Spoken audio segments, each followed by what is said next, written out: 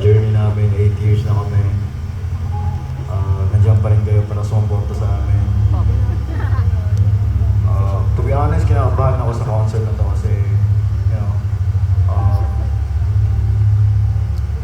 akala ko, nagsawa na kayo sa amin. But then, when I was backstage, I kept on asking my, yung staff namin, kumusta yung mga tao, madami na ba, tinatanong ko lang gano'n. Then I'm so happy when pumunta kami dito sa C-Stage. Ang dami talaga nung nasa likod. It's just, unbelievable. And definitely, hindi ko talaga makakalimutan itong araw na ito. Maraming salamat sa inyo. Mahal namin kayo.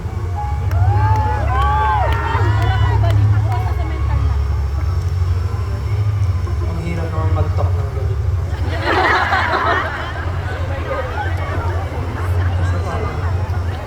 Wala naman ibang way para ma-deliver siya ng maayos, kundi very emotional ka.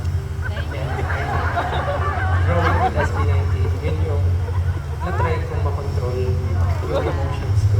Pero I don't think kaya ko siyang makontrol tonight si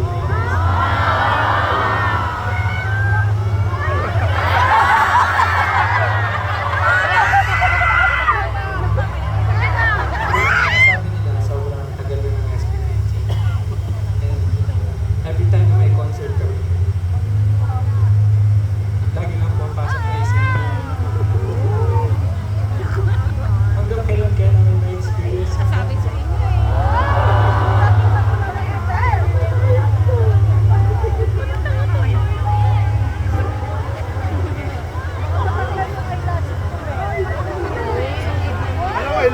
Marami kami kinakatakutan, pero knowing na nandyan kayo sa amin, sobrang kampante kami na magiging okay lahat.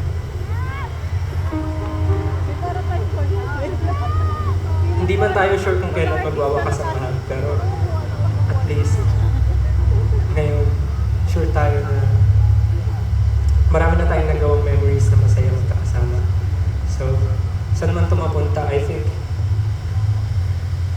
enough na yun para masabi naging makabuluhan yung buhay ko. So, maraming salamat kay Tim. Thank you.